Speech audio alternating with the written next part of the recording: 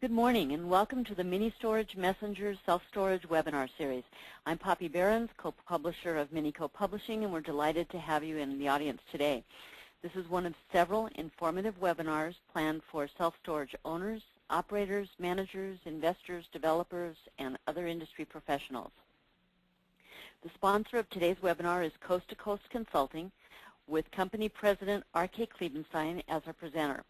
Coast to Coast Storage offers feasibility studies, site selection, financing, management consulting, marketing, and technology repositioning of older first-generation facilities to compete with state-of-the-art stores.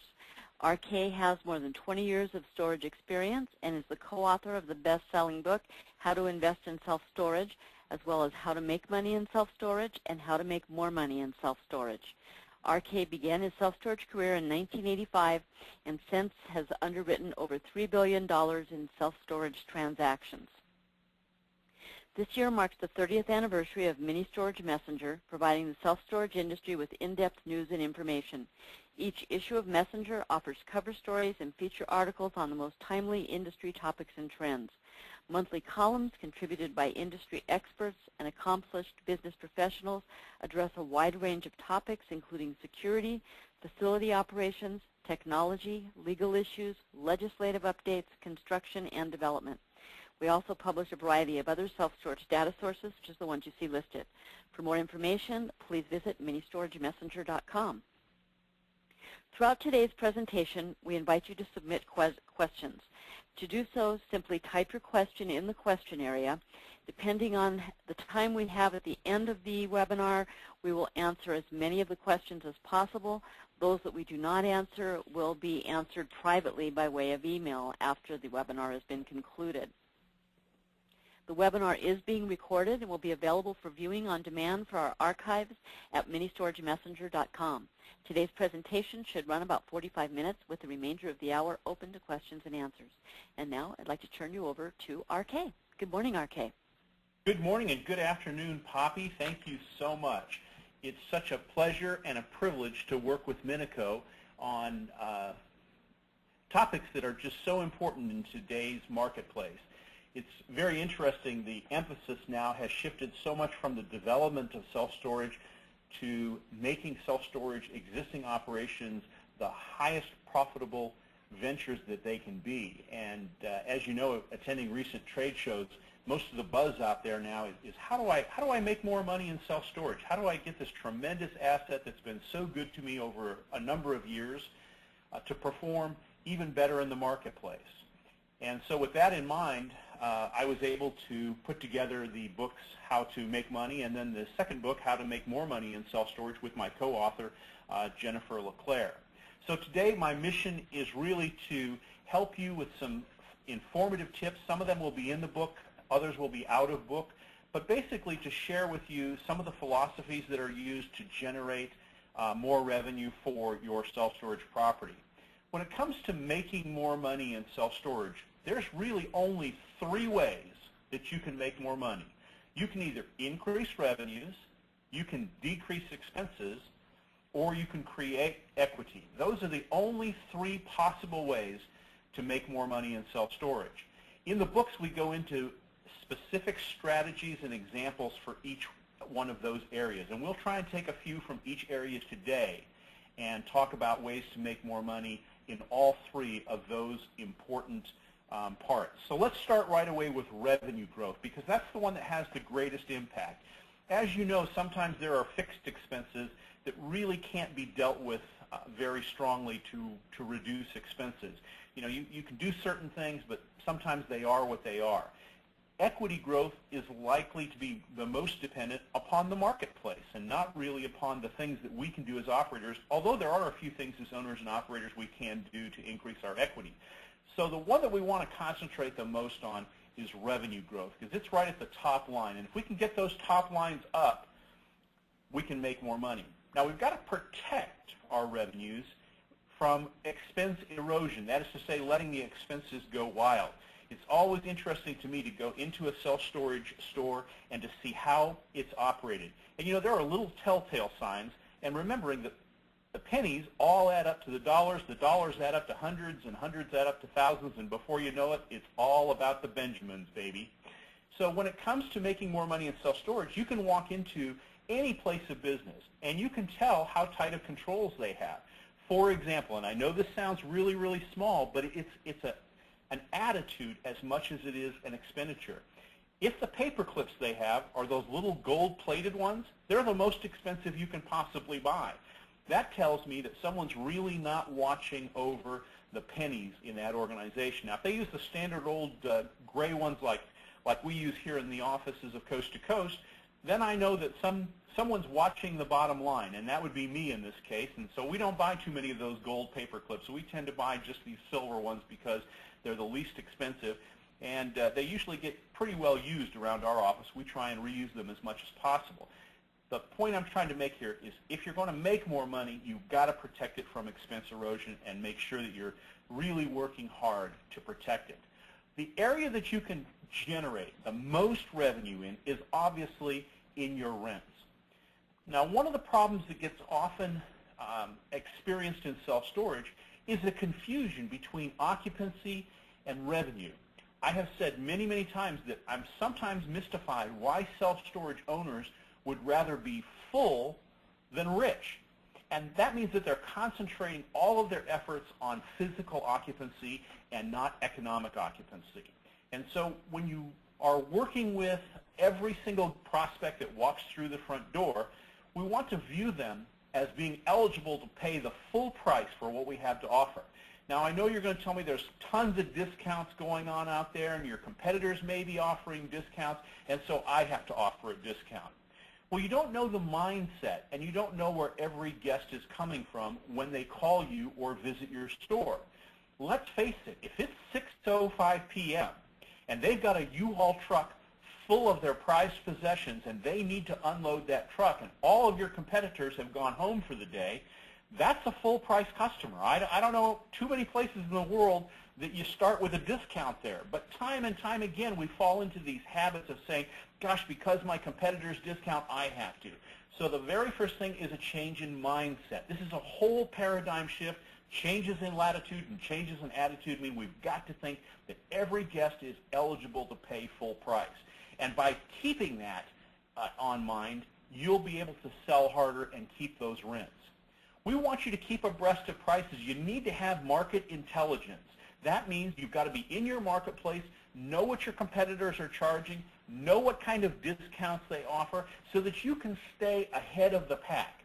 Now, I'm not stating that we should manage our business by our competitors. We need to manage our business ourselves, but it needs to be realistic in the marketplace. We need to know what competitors are doing out there so that we're just not totally off the board when it comes to our asking prices, and so you need to keep that information. In every single case, we want you to think about avoiding the discount. You know, this is where the one area that we always get into trouble with when we lead with discounts. And we always want to, if at all possible, to have an expiration date tied to that discount. So for example, if I'm going to give half off, it's going to be half off for 90 days or 25% off for 4 months. I'm always going to put an expiration date to a discount. And the same is true if I'm giving a complimentary unit. For example, if I'm going to give a unit to the Boy Scouts, I'll give that space away and say, look, I'm going to give you a 10 by 10 for a period of 6 months. At the end of the 6-month period, we can evaluate. You can stay and pay our normal rate. Maybe we'll be able to pass along another month free. I don't know what the situation is going to be, but what I want for certain is to create a termination date to that discount so that I have an out. I have a way to get back to getting to full rents. Also, remember that price is not always the primary factor when someone is shopping for self-storage. We found this in surveys over and over again, that number one is typically convenience, and number two is how close it is to their home or to their work or some other factor like how good the management is, but it's not until you get down to often third or fourth place is it really priced. Now, that doesn't mean that that's going to be their third or fourth question. They may lead with price, but price may not be the decision-making element. And that's the important part to remember, is price may be important, it may be a big part of the discussion, but that may not be the true reason that causes them to rent or not to rent. So think about those things when you are in front of a guest. And remember that when you give 1 month away free, you have reduced your rent by 8%. That's a tremendous amount, almost giving away 10%. So if you're giving away 2 months, that's 16%. When we add the multiplying effect of cap rates to it and how it affects value, it really makes a big difference in the value of a store when you give away so much rent. So concentrate on eliminating the discounts, making sure that that language is not a part of your daily vocabulary. If you're going to give a concession or a discount, absolutely want to tie it to a specific time frame so that it has a termination date to it. Think about the merchandise. Almost every self-storage property that I go to across the country has some form of merchandise sales. They have maybe boxes or locks or tape, and as the store office gets larger, they tend to add more merchandise to it. And I've seen in very, very, very creative ideas, some of them not so good, but lots of creative ideas for other merchandise and services. For example, in Las Vegas, I had a manager at one time that sold flowers. She bought one of those coolers and she sold flowers. Well, I don't know how many of you know much about floristry, and I didn't know much about selling flowers, but I do know one thing. Those babies die quickly, and that was not a great inventory to keep. So we quickly replaced the flower display with other merchandise. In fact, what we did at that particular store was we introduced rental cars because it was in a very transient area and it was fairly near the airport, and so we used a car rental agency. One of the things that we want to think about is how we price our ancillary products and services. If you've ever stayed in a top shelf hotel and you've gone into the minibar, you know how precious convenience is.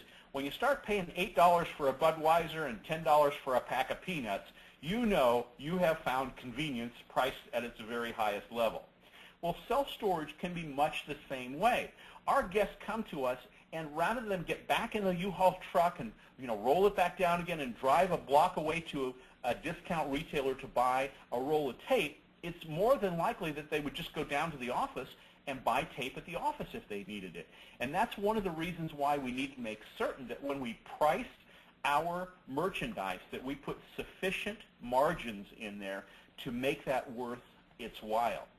The typical markup on many merchandise products is at least 50%, and in many cases 100% markup. So as you do that, think about what your pricing may be.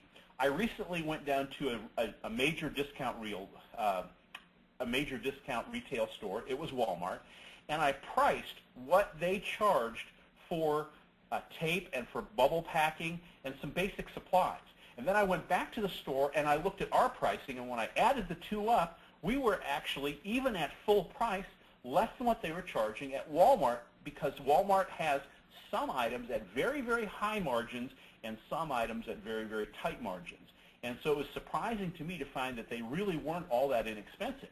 Now, to edify myself even greater, I went to a Home Depot and priced their packing materials and found how expensive Home Depot was and some of the what quote-unquote discount office supply places. So what you can do is you can develop a whole pricing structure that makes you feel very comfortable about pushing the rates on ancillary products and services. So again, think of the fact that you pay more for a candy bar at a 7-Eleven or a convenience store than you might at a discount store. It's just a factor of convenience, but that's how things are priced. It's also no mistake that merchandise that's put at the end of a display, an end cap, will be more expensive or have more margin to it than those things that are in the middle of the display because of impulse buying. So you want to put your magic markers, you want to put some of these small items right at the end of the counter or on the counter itself so that they are attractive in the display, and when people see them, they'll pick them up and put them in their hand. That's what you really want them to do, because once it's in the hand, 50% of the buying decision is made. Keep also in mind that mini bars are still found in hotels where, I have Gus there, and I'm sure it's supposed to be guest, they're accustomed to paying for that convenience, and people expect in certain circumstances to pay more for items at one place than they do another. When it comes to revenue growth, one of the most exciting areas that I found is in moving services, integrating moving with self-storage. Now, what I'm not suggesting is that every self-storage operator go out today and hire 15 people who can load and unload and pack and drive and buy 10 trucks. That's not what I'm saying at all. There are easier ways to integrate without maybe not even purchasing any equipment whatsoever. Remember that in self-storage there are 3 components people must go through in order to rent space. The physical space itself, labor, which is the loading and the unloading when it gets to storage, and then the transportation. They have to be able to get it there. One of the questions I ask every operator is, how are you at providing all 3 of these legs? Now, almost every self-storage store, of course, has the space. Many of us have on-the-move trucks or proprietary rental trucks, and we've solved the transportation. Or we may have a third-party dealership for truck rentals, like U-Haul or Ryder or Budget or Penske or any of those that are out there. There's a number of them. So we've solved 2 legs of this triangle. But if you've ever had like a stool that has 3 legs on it, and you pull 1 leg off of it, that stool will not stand up. You need to have all 3 of the components in mind. So what are you doing about labor? And when I say what are you doing about labor, the question really is, since that's an absolute component of using self-storage, what are you doing to make money by providing a labor component? Now, there are a number of ways that you can go about this. For example, the easiest way may be to just find a local mover. In fact, they may even be one of your tenants or guests, and make an arrangement with them that every time you refer a guest to them that needs services, that they pay you a small strip or a small referral fee. So now you have no investment whatsoever than a little bit of time and perhaps a telephone call, and guess what? You're in the moving business to a certain extent. What you've done is you've solved the problem of the 3-legged triangle, and you have now provided that service. So again, don't always think that you have to be the alpha and omega. You have to go out and buy the equipment. Sometimes you can do these just with referrals and with affiliations with different companies. Now, certainly, I would expect them then to bring their customers to my self-storage store, or already be a customer of mine, or already be bringing guests to the store, because it's a good business practice to do business with people that do business with you. And that's one of my primary and tantamount marketing strategies, is to make sure that I'm always getting a quid pro quo, that every sales call I make, I'm also trying to find out if they or people they know are needing storage as well. So on the moving side of it, you've kind of got this increased payroll. You've got all personnel management, and you have to be very concerned about back injuries, so there's a bit of risk management there. What happens if they break something? And then there's this whole logistics expertise. How do I get them from one side of town to the other at the right time? How do I bid jobs? Moving requires a fair amount of expertise, whereas self-storage, we have our own nuances and criteria for being successful. First of all, we have a much higher startup and capital requirements than they do, because you can lease a lot of moving equipment, and you can lease a warehouse.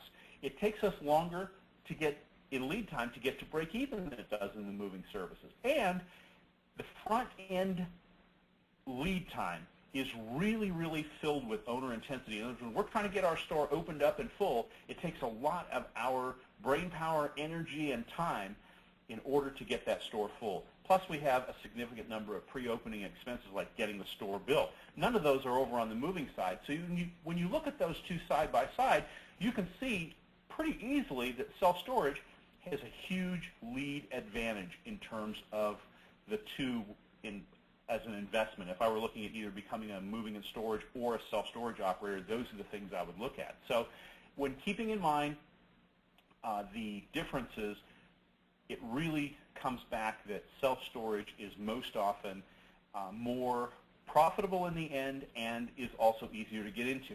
Now, here is an idea that I think is terrific. It's pack and ship. There are three important benefits to pack and ship. One, you're going to increase store traffic. That is to say that you can easily create what we call door swings. Door swings are the number of times that we're able to get people to walk through our front door. So sometimes we do things in self-storage just to create store traffic or door swings. The second is most self-storage operators would agree that commercial guests are in some cases better than residential guests, because most of our commercial tenants tend to stay longer. They don't squawk quite as much about rental increases. They are a more stable guest. And when you look at the statistics, a commercial renter is typically going to stay longer than a residential. Also, Pack and Ship can become a totally new profit center for you. But I don't want you to think about Pack and Ship specifically as a profit center. I want you to think of it as a door swing generator. So like we say in our stores, when the front door's swinging, the cash register's ringing. And think about those two as associating with one another. So what are the additional benefits? Well, first of all, now you may be able to put your Yellow Page ad under the category of Pack and Ship so that you're in there with the mailboxes, etc., and some of the other franchises that are out there. So it's important to be able to increase your internet exposure as well as your Yellow Page exposure. Remembering that there's also other parts to Pack and Ship, and that is the selling of packing supplies. Even if you don't provide the service because you don't like the liability of packing something, which, by the way, is fairly easy to pack something correctly. Also, just like we sell tenant or guest insurance, we can sell additional insurance coverage to protect items that are being shipped. This is a moderate to low investment, doesn't take a lot of money to get into the Pack and Ship business, and you can do it without having to buy a franchise. One of the things that's important to remember is there's really only 4 primary sources for sending packages. DHL, which is no longer exists in the United States, it's only international. Federal Express, which is recently, as last week, has said they do not want to be in the self-storage space. They think it competes with their Kinko's brand, and they've over and over said we're not going to set up retailers in self-storage. UPS, which is bound now by covenants that were created because of the UPS store and the old mailboxes, etc. There's very difficult, if any, to get a commercial account with them. Now you can have a regular account and mark it up, but to get a true commercial account. And then there's the United States Postal Service. And the United States Postal Service does have actually a post office kind of module. The problem is dealing with the post office. And if you'd like a challenge today, what I'd like you to do after we hang up is just call the post office and tell them you want to have a post office inside your self-storage store and just see how that conversation goes. Because I've been through that process, I know how long it can take and how many calls you may have to make before you even get to someone who even knows about that program. So it's very difficult. Another area that's a new and exciting area is document destruction. Again, this is not going to be a large profit center, but I think you're going to find that it brings those commercial door swings to us that we like. We like those guests who are commercial customers. And so as a result of that, the document shredding is a great way to bring those folks on site. Originally, document shredding was really only a service that was looked at seriously for commercial users. But with identity theft these days being as big of a problem it is, now regular households are buying paper shredders at home or are looking for shredding opportunities. And so now you can even drive residential customers to your front door with document shredding.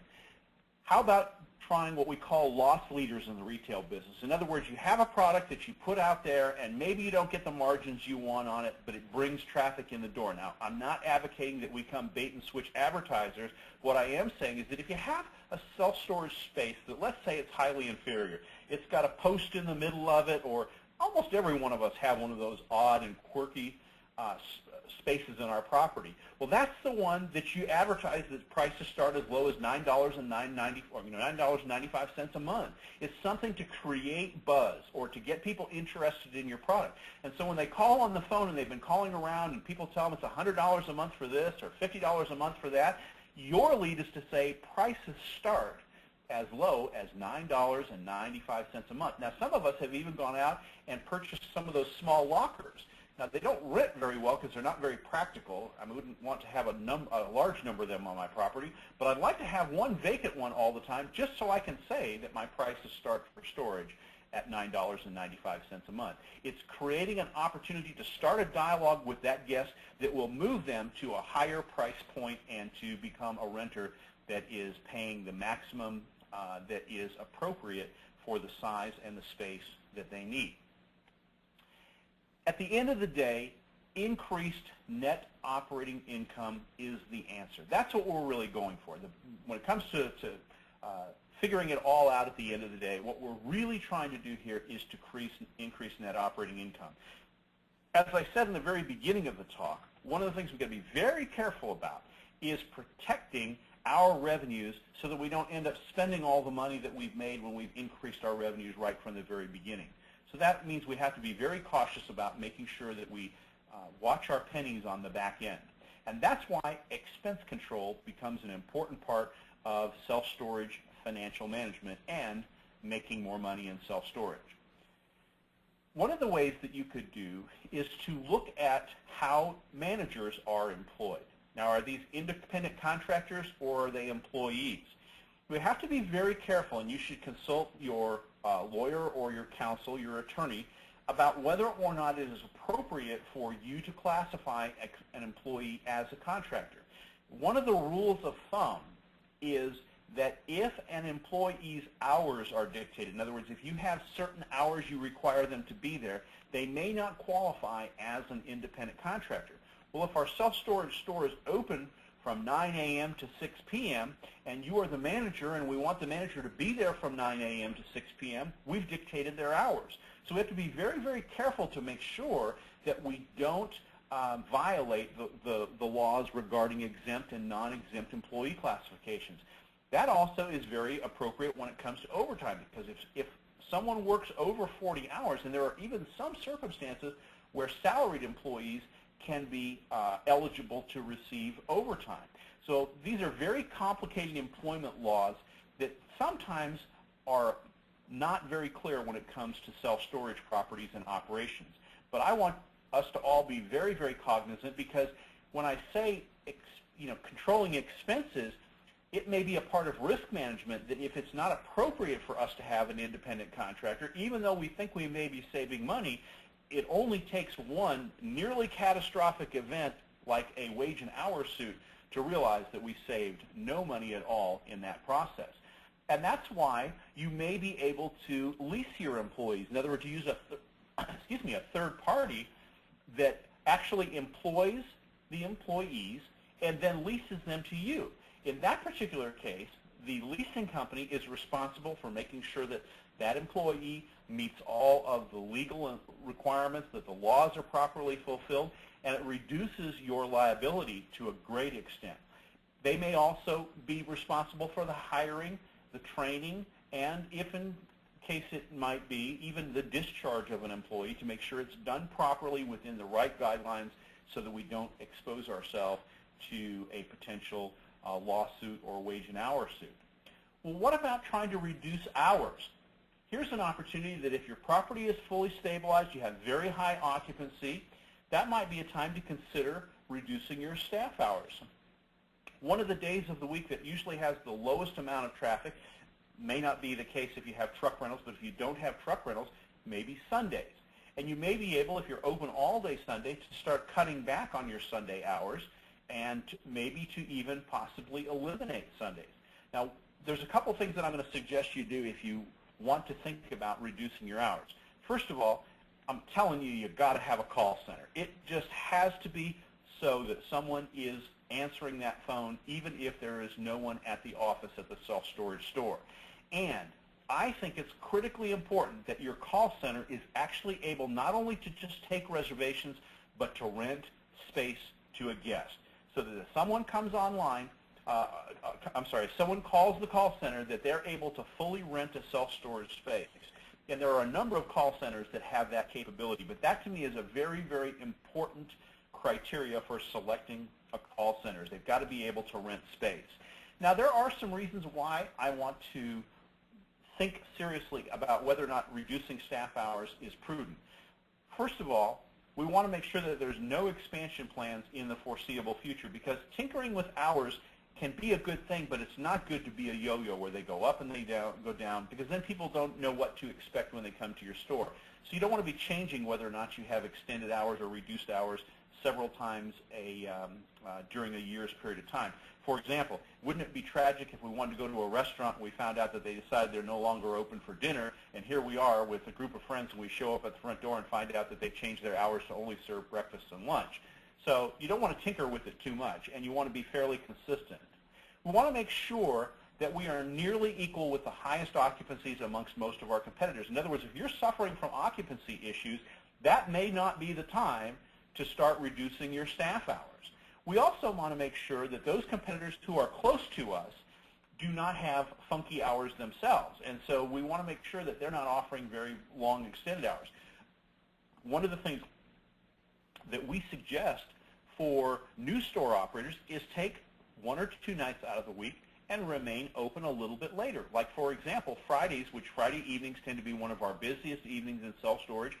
As people prepare for the weekend, maybe you're open till 7 or 7:30 on Friday nights in order to capture that additional traffic.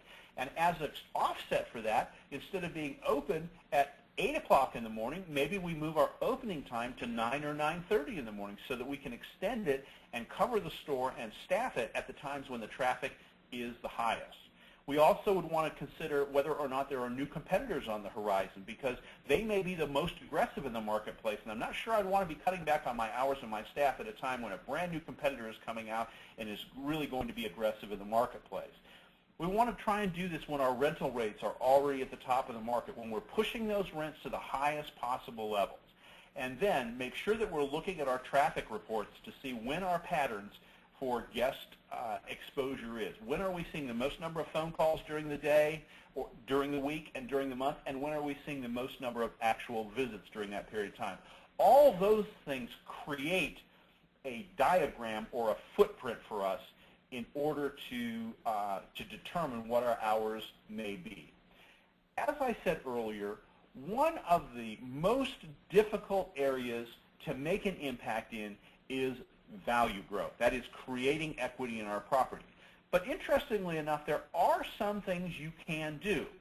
For example, capitalization rates, that is the multiplier that's applied to our net operating income that determines the value of our property, is typically a capital market function. In other words, it's a function of sales that have occurred. It's a function of the value of money. It's a function of how much debt is on the property. There's a lot of complicated things that go into it, and it's pretty difficult for a storage owner to start affecting the cap rate on their property when they value it or go to sell it.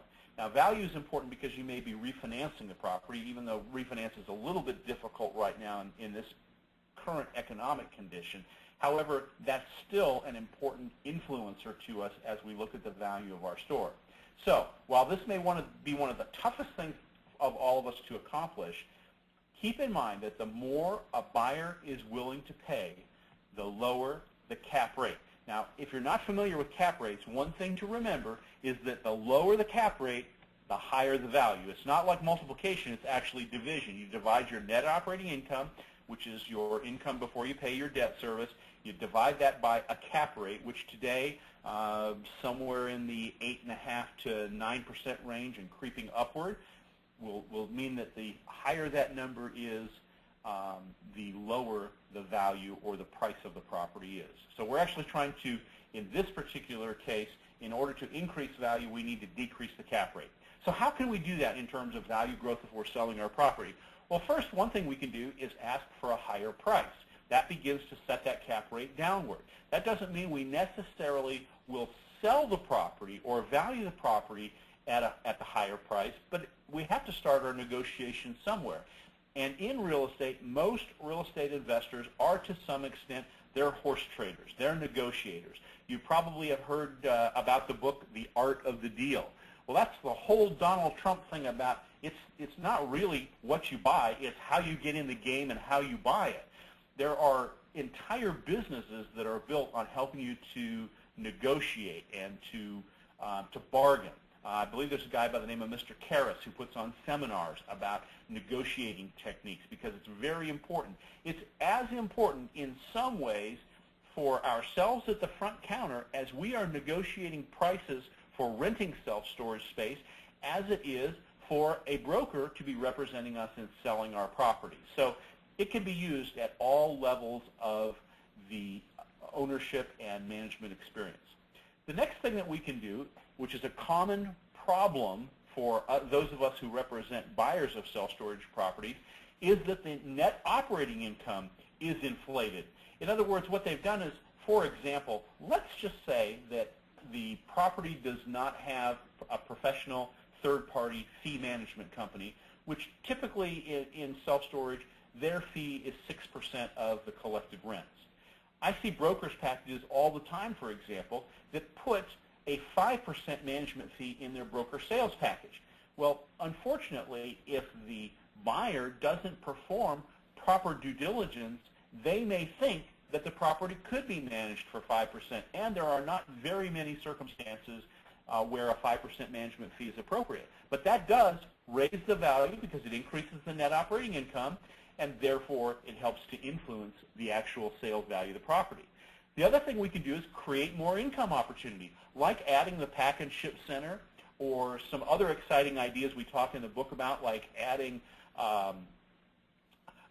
propane bottle exchange, record storage on a limited basis. I mean, there's all kinds of really great ways to increase your income opportunities. But if you put those in a pro forma, sometimes, again, not always, those prudent buyers will perform their due diligence. But in many cases, some people buy self-storage because they're in love with the notion of owning self-storage and they don't exercise proper due diligence. The next thing you might do is, if you know of a neighbor or another nearby competitor who's selling his property, put the two in the same listing agreement so that you have some what we call critical mass in the business. For that, you may be able to decrease the cap rate by an eighth or a quarter of a point just because you've got some synergies there. Now, the home run of this is if you have a self-storage property next door to your property where you can combine the two properties for sale and eliminate some of the duplicitous expenses. Like you might be able, if you have two separate yellow page ads, be able to show that as one yellow page ad. So there's a number of different ways that you can, by combining your property for sale with another property, actually decrease that cap rate. Another method, which has become very, very popular, is to offer seller financing. That is to say that instead of requiring the buyer to go out and into the marketplace and find a new loan to buy the property, they may be able to assume the existing loan if the terms are favorable, and the seller may be able to carry what we call a soft second, which means it's an unrecorded second mortgage where they are taking back what we call carrying paper, or the seller is actually acting as the bank in this particular case. Now, when you offer a higher amount of leverage than they're able to get it going to the bank, so for example, if they go to the bank and the bank says, we'll loan you up to 70% of the value of that property, if by using seller financing, we're able to finance 80 or 85%, then we may be able to, again, decrease the cap rate by increasing the asking price because we're offering more attractive terms. And those attractive terms have a dollar value to them. So it's really important that we look at the overall picture as well as the individual. And then the last one, and this is a little bit of a gutsy tactic, but if you're confident in your abilities to continue operating that property well, you can guarantee the performance of the property. Just say, over the next 6 months, we guarantee that occupancy will be at a certain level, and we might even put money in escrow for the buyer so that if it falls below that guaranteed performance, there's money in escrow that they can pull out to substitute for income that didn't come in. Now, here's a really, really tricky component of this. If we apply approximately an 8% or let's just use 8% as a cap rate, that means that for every dollar that we have in net operating income, we're getting approximately $12 in value, okay? So if we increase dollar by dollar our net operating income, for every dollar we increase it, we're increasing our value by $12. So it doesn't take a rocket scientist to figure out that even if you had to pay $1,000 to guarantee performance, on the other end, you're getting $12,000 in value for that. So you've increased your net take-home pay, shall we say, by $11,000. Don't just use the thousands, use tens and hundreds of thousands as a multiplier, because that's where the guaranteed performance may come in, and you begin to see how vitally important it is and what it means to guarantee income or performance. Poppy, do you have any questions out there that I might be able to answer? I do, RK. Actually, we have quite a few of them. Hold on just one moment, and let me get to the questions. The first one is, if you are going to be a pack and ship facility, who do you recommend using as the shipping company? Right now, my primary recommendation would be trying to secure a deal with the United States Postal Service. And that's because these other carriers are not really interested in self-storage stores.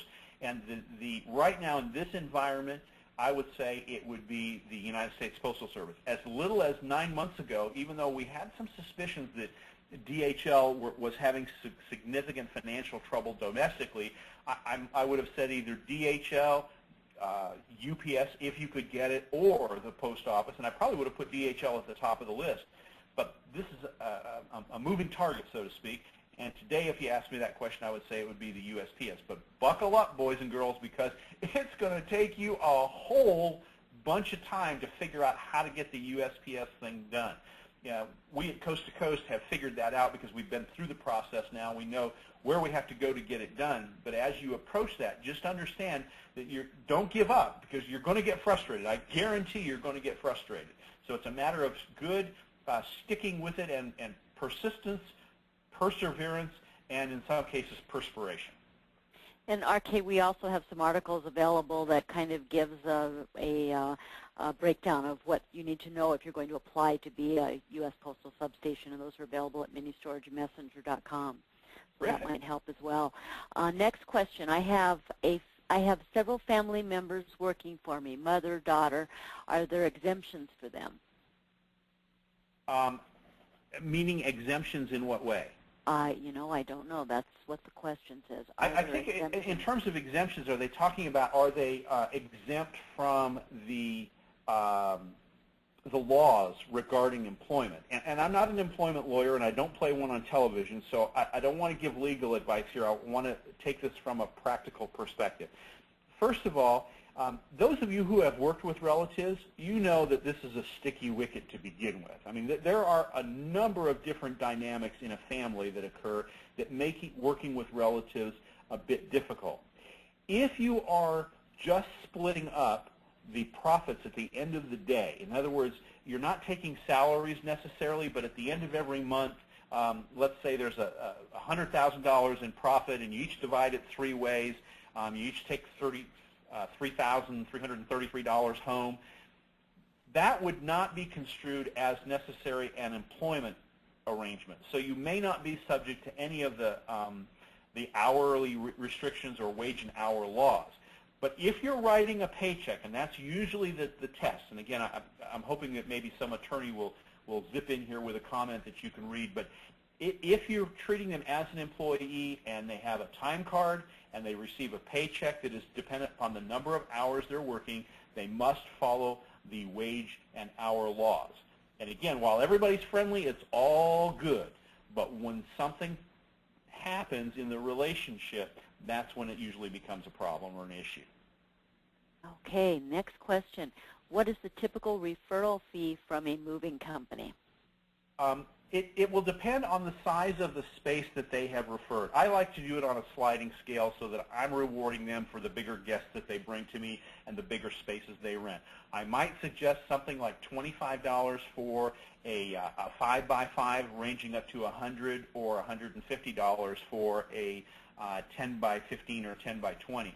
We could do an entire webinar just talking about the value of a guest, because the lifetime value of a guest, it would shock you, it would amaze you if I told you how to calculate the lifetime value of a guest. In many cases, we found that in even very small self-storage properties, we've determined that the lifetime value of a guest can be well into the tens of thousands of dollars when we apply cap rates to them, and in the thousands of dollars. So I have to give up a few $100s to acquire a new guest.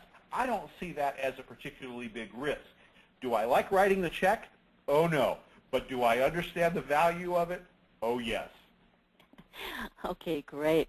Next question, what are the best advertising techniques? Gosh, there's just so many different ways. I like what's called guerrilla marketing. There's a guy by the name of Jay Abrams who's an author, and he wrote a book. In fact, I think he wrote a couple of them about guerrilla marketing. Now, this is not the traditional advertising methods like using the internet or using a yellow page ad.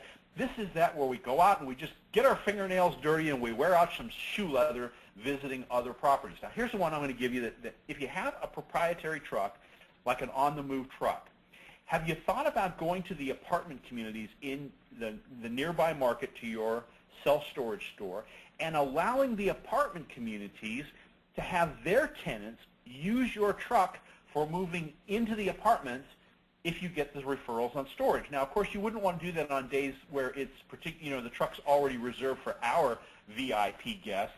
But when that truck is just sitting idle in the parking lot, why not use it as a marketing tool? Now, this can be done not only with apartment communities, but condominium and homeowner associations.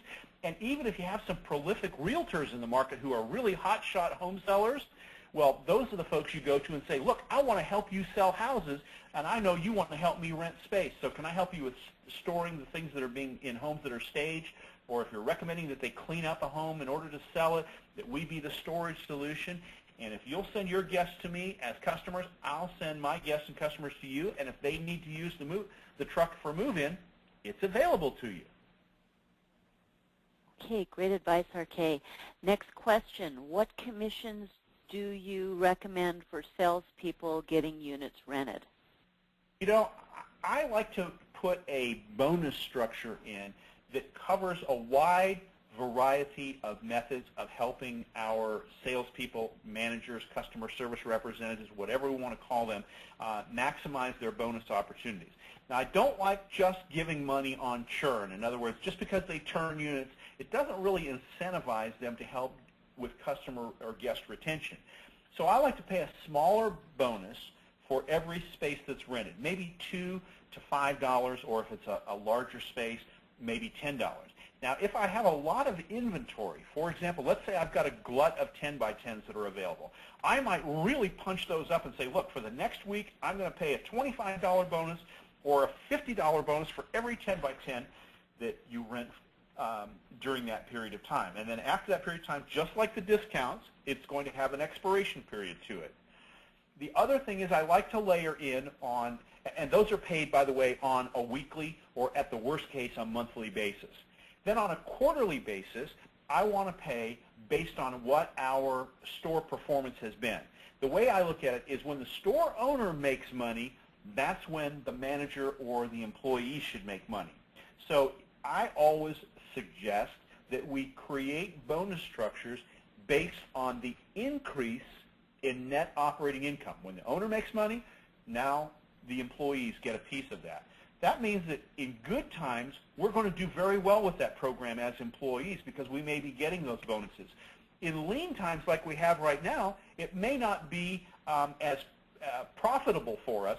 But here's the thing. If you're truly participating with the owner in the success of that store, he or she knows as an owner that you have the highest vested interest in increasing the profits.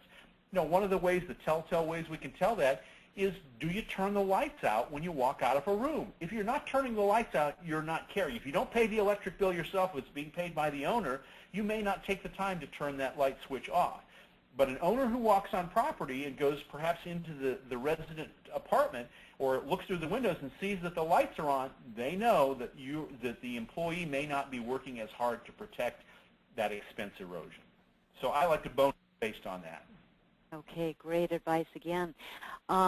Here's a question, RK, what if my manager does not want to try any of these new ideas? Have you tried a new manager? I hate to be facetious about it, but at some point, if the manager is not working in the best interests of the owner, we need to make a decision about that employee. Now, I wouldn't do that without going through some very specific steps to help cure the issue first. And one of them is training. As owners, it's incumbent upon us that we invest in our employees. That means we've got to give them every opportunity to be successful. We have to give them tools that they can use so they can be the best salespeople on the planet.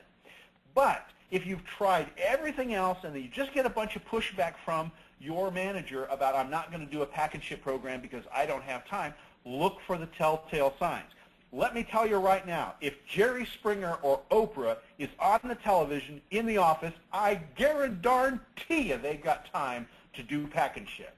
You just have to look at the operation. One of mine is there a newspaper or a magazine in the office? Because if they've got time to read the newspaper or the magazine, I suspect we have time to try some new things like making outbound sales calls, go visiting the apartment communities, which I know a lot of managers say they do, but at the end of the day, do their traffic reports say they actually do that? That's where we need to make a decision as to whether or not have we as owners invested enough in our employees to give them every tool and every opportunity to be star performers. And if they're not star performers, it may mean that we need to go to the marketplace to find them. And let's face it, if you've been on the job 10 or 12 years, I don't care if you work at the post office, at ABC Self-Storage, or at the golf club. If you've been there 10 or 12 years, you may have lost your lust for life when it comes to going to work. And that's where the really great employees will find ways to keep themselves motivated and to push forward, you know, like the tough get going when the going gets tough. Okay, RK, here's a slightly different slant on that question. What if I use a management company? Are they going to be willing to try these ideas?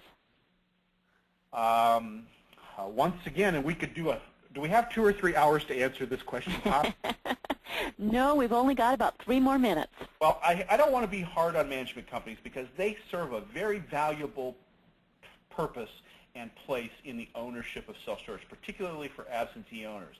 But if they're not doing everything they can to maximize making every dollar count, and if they're not doing what they can to make more money in self-storage, they're not working to their hardest level on behalf of the owner. As a matter of fact, I just want to give you a clue that of the orders I've seen, only 2 management companies that I know of, and I don't get to see all of the sales orders, but only 2 that I know of have bought our books, How to Make Money and How to Make More Money in Self-Storage, which is, to me, a clear indication that they may not be doing everything they can in order to generate more money for that owner. Okay, one more question I think we can fit in here. The problem in my market area is a lot of competition. Do I still need ideas like these? Oh, you need more ideas. In fact, I need to write a 3rd book for you just because you need every tool you can get. Hey, let's face it, competition is in almost every line of business. I was in Las Vegas recently, and I drove down the street, and I saw all those casinos. Think about how much competition they have. Or if you're driving down the street, what if you published your prices in great big huge letters like gas stations do, and people went across the street to save a penny a gallon? Well, it happens. Competition is everywhere. We're not likely ever going to be without competition. In fact, it's a very dynamic part of our marketplace. This is where we as owners, again, need to invest in our on-site sales staff so that they have the tools and the training to be the very best salespeople possible so that A, we generate the most number of leads and inquiries. B, we convert those leads and inquiries into visits into our store, and C, that we convert those visits into rental agreements. Okay, that wraps up our time for today. Just as a reminder, if you had questions that we didn't get to, they will be answered afterwards by way of email. We'd like to thank everyone for attending today's webinar, and we certainly hope that we provided some useful information for you that will assist you in your investment endeavors. You will be receiving an email by Monday with a link to the archived presentation, so make sure you watch your inbox for this email. And we'd like to thank you again for attending. Have a wonderful rest of the day, and RK, thank you very much. Thanks you, Poppy.